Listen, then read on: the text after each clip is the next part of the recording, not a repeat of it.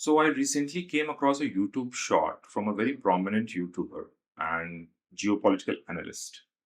He was of the opinion that this recently signed Mecca Joint Defense Agreement is directed against India. While his arguments are really convincing, I do not agree with his point totally. He coined the term that this is a Islamic NATO. This isn't a Islamic NATO. This is a Sunni NATO. And all three parties have their objectives in coming together in this pact. First of all, the Saudis. The Saudis were relatively enjoying a security guarantee from US for the past 4 or 5 decades, since the 1970s, I think, when petrodollar came into effect. So during this war, the Iran and its proxies were able to strike the mainland of Saudis, their oil refinery infrastructure, and in spite of the presence of the US air defense batteries. So this was something which Saudis never thought of before. Second, the US is showing reluctance in power projection throughout this area. And you can also see that US is trying to avoid any type of conflict with prominent power players like China and Russia, as well as they have been withdrawing in Western Pacific Ocean also. We recently saw news that they are trying to avoid the military exercises with South Korea. Same as with Japan as well. And I think the US is following the Monroe Doctrine totally. They are turtling up, and they'll be fighting they'll be entering any military conflict only in this sphere of influence, that is the Americas, North America and South America. And outside of this region, they'll be going into a conflict only for Israel, no other nation. They may supply military infrastructure and all those things, but they won't be entering a war or put boots on the ground.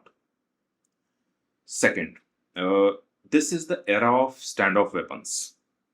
Not after, in the continuing Ukraine war, we have seen that conventional military tactics is not working. This is the era of standoff weapons. That means militaries will fire projectiles against each other at large distances. So this means that you do not need to put boots on the ground. Boots on the ground will be put only to hold territory. And you can strike at enemy at a very large distance due to the presence of drones and stealth missiles. So US is looking to do that only, not putting any military. So who will guarantee the security of Saudis? So this is a type of hedge Saudis are going for, where Pakistan will be supplying the manpower or the meat shield. Turkey, which is seeking for funds actually, because their economy is in tatters. So Saudi funds will be beneficial for them in their endeavor to gain high-end military technology. They are researching a lot in drones and stealth fighter planes and other technology, missile technologies.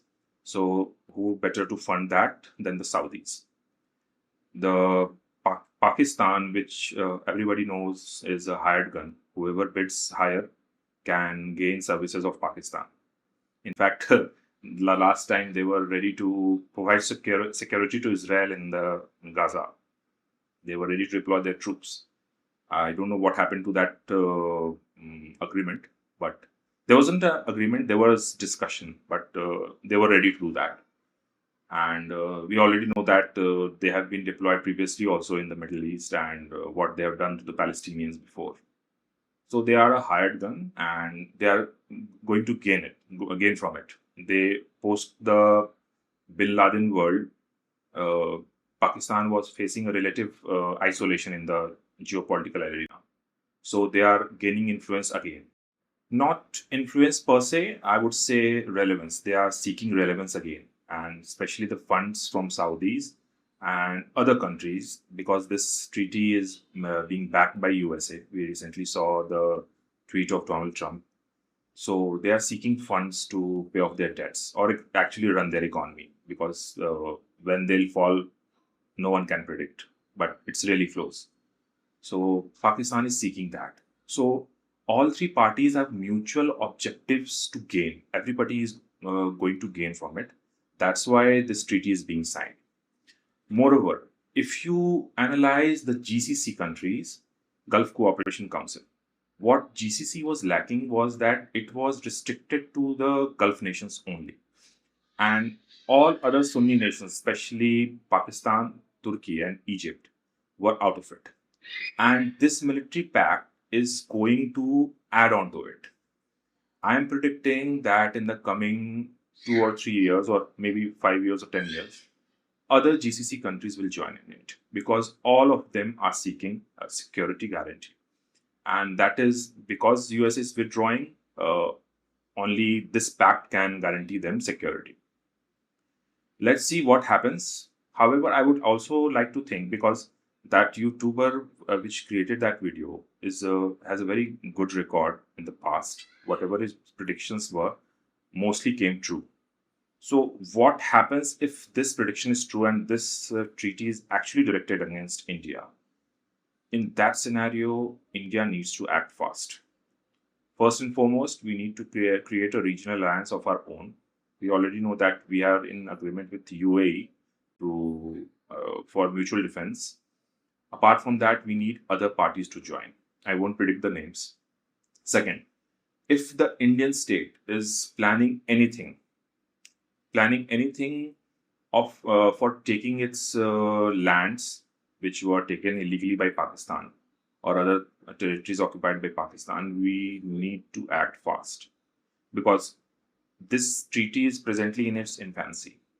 When military operability and other military infrastructure and supplying arms will be created by this treaty, it will be difficult to tackle this alliance. So we need to act fast, and whatever territories we want to gain, we should gain in the immediate future. In order to test the combined military resolve or commitment towards each other, a swift and short operation against Pakistan by India can provide us ample time to formulate a military strategy in the long term. Why I say so? Because their command structure, interoperability, and all other things have not yet been formed. So, but their combined statements or their actions will provide us with feedback that what is going to happen if in future conflict with Pakistan, especially. So, in all scenarios, I think a swift operation against Pakistan will benefit us a lot. However, the catch here is this operation shouldn't go long. Like Operation Sindoor, it should be short and swift and precise with clear objectives. And if that is done, I think it will help India's military strategy a lot.